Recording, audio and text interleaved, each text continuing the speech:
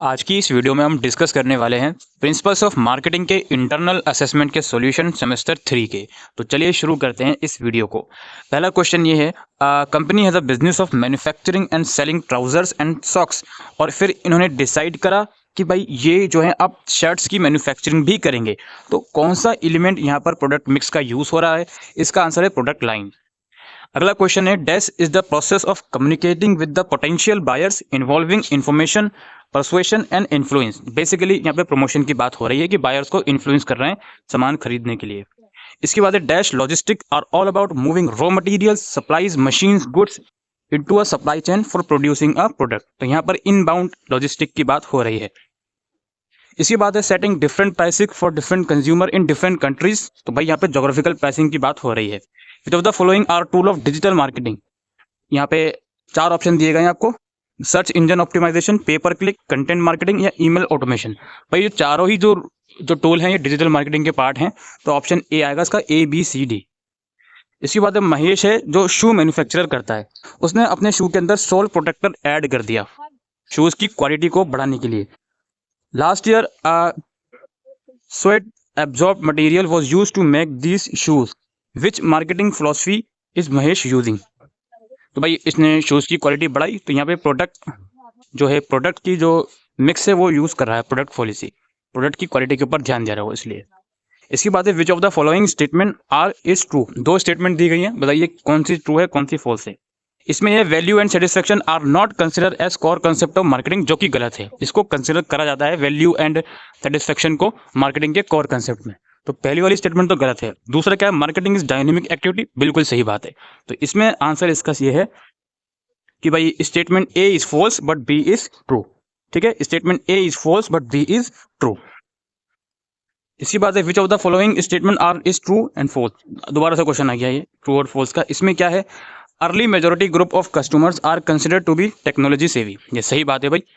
और B part क्या है, under benefit segmentation seller distinguishes the heavy, medium, light and non user of his product. तो B वाली statement गलत है, तो इसका आंसर है भाई statement A is true but B is false. फिर क्या है, dash is the practice of promoting product और services that are sustainable and eco friendly. तो भाई यहाँ पे ग्रीन मार्केटिंग की बात हो रही है। इसके बाद बताना है कौन सी स्टेटमेंट सही है और गलत है। पहला वाला यह है, speciality wholesaler stock items belonging to a special industry और प्रोडक्ट कैटेगरी, ये बात सही है बिल्कुल। Wholesaler buy in bulk from the manufacturer, ये बात भी सही है। तो statement A and B both are true. फिर क्या है, dash is a process through which 2 और more brand collaborate strategically to raise the profit of each partners brand. तो यहाँ पर को ब्रांडिंग की बात हो रही है। इसके बाद क्या है, dash also known as demand और सर्च प्राइसिंग। तो यहाँ पे डायनेमिक प्राइसिंग को ही डिमांड और सर्च प्राइसिंग बोलते हैं, यानी कि प्राइस डिमांड की वजह से ऊपर नीचे होती रहती है। Which of the following is not a factor influencing the price, cost of raw material, competition, या प्रोडक्ट लाइन प्राइसिंग, या कलर ऑफ द प्रोडक्ट। तो मेरे हिसाब से कलर ऑफ द प्रोडक्ट जो है वो प्राइस को, प्रोडक्ट की प्राइस को कंसिडर नहीं करता है। इसको एक बार रीवेरीफाई भी कर लीजिएगा क्वेश्चन नंबर 13 को। इसके बाद क्या है, motivation, perceptions and attitudes are classified under dash factors of consumer behaviour, it's a psychological factor. इसके बाद क्या है, which of the following statement are true and false. पहला है, pricing activities are undertaken to create awareness and stimulate demand, गलत है जी। ये promotion की बात होती है, इसमें डिमांड को क्रिएट करने के लिए और अवेयरनेस देने के लिए। और दूसरी स्टेटमेंट क्या है, publicity, public relation, advertising are tool of product, नहीं ये प्रमोशन के टूल हैं। तो ये दोनों ही स्टेटमेंट गलत हैं। तो इसमें है भाई both A and B are false. इसकी बात है, in acronym short the letter OWO means, ये है अपॉर्चुनिटी। उसके बाद है, which of the following is not. ये क्वेश्चन समझ में नहीं आता, तो बच्चे ने भेजा था 17 क्वेश्चन, तो इसमें बेसिकली थोड़ा सा डाउट है। ठीक है, इसमें क्वेश्चन की वर्डिंग भी मुझे सही लग रही है। अफोर्डेबिलिटी तो नहीं है इसका आंसर, और अवेयरनेस भी नहीं है। इसका आंसर ऑटोमेशन में भी हो सकता है। इसके बाद है, which of the following is not consider as an element of marketing mix. तो ये है प्रिंसिपल्स, बाकी के 3 एलिमेंट्स हैं। फिर एक, customers live in a society, a large part of being an individual is dependent on the society he she reside in. Basically यहाँ पर सोशल फैक्टर्स की बात हो रही है। इसके बाद है, process of storing physical inventory, यहाँ पे वेयर हाउसिंग की बात हो रही है 20 में। इसके बाद है, market price is the current price at which good और सर्विस इज परचेज और सोल्ड, मार्केट प्राइस को बोलते हैं हम। इसके बाद है, dash are those product that are purchase for further processing in a manufacturing, ये है आपका इंडस्ट्रियल प्रोडक्ट।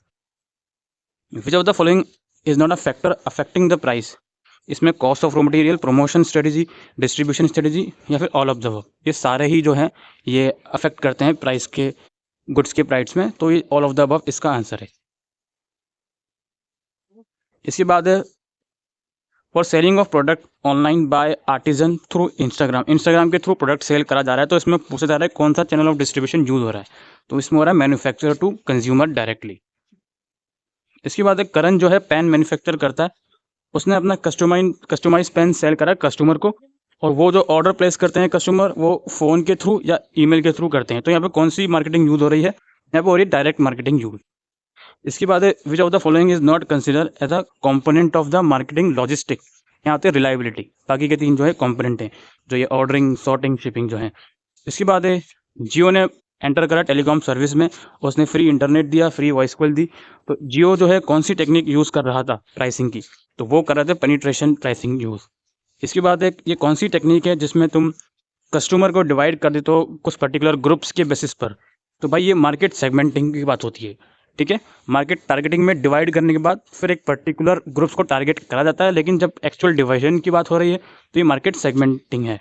इसके बाद which of the following statement are true, यहाँ पे है भाई हर प्रोडक्ट जो है वो प्रोडक्ट लाइफ साइकिल के हर फेज से पास आउट होता है, ऐसा नहीं है। कुछ प्रोडक्ट्स जो हैं वो पास आउट नहीं होते हर फेज से, कुछ प्रोडक्ट आते हैं टेक्नोलॉजी की वजह से वो खत्म हो जाते हैं, तो हर एक प्रोडक्ट पास आउट नहीं होता, तो स्टेटमेंट ए जो है वो गलत है। फिर new product development start with generation of idea, statement B जो है वो सही है, तो A is true and B is false, sorry B is true. इसके बाद which of the following is not consider as one of the objective of pricing, भाई इसमें थोड़ा कंट्रोवर्शियल क्वेश्चन मुझे ये लगा। अब कौन सा जो इसमें चारों में से कौन सा ऐसा फैक्टर है जो प्राइस का ऑब्जेक्टिव कंसिडर नहीं होता। देखो, इंक्रीजिंग द प्रॉफिट तो हम बिल्कुल नहीं बोल सकते, और नन ऑफ द अवेलेबल हम बोल नहीं सकते, सॉरी बात सुनो समझ से, इंक्रीजिंग द प्रॉफिट तो हम बिल्कुल नहीं बोल सकते। अब एक्सपेंडेशन ऑफ बिजनेस, ये भी ऑब्वियसली बात है यार, समहाउ बिजनेस को एक्सपेंड करना है तो प्राइस तो ऑब्वियसली मैटर करेगा, प्रॉफिट बढ़ेगा तभी तो बिजनेस एक्सपेंड होगा। और सर्वाइवल ऑफ बिजनेस भी यार वही इनडायरेक्टली प्राइस से रिलेटेड हो गया, तो इसका आंसर मैंने नन ऑफ दी अवेलेबल करा है, क्योंकि ऊपर के तीनों फैक्टर मुझे लगते हैं कि वो प्राइस के ऑब्जेक्टिव हैं प्राइसिंग के।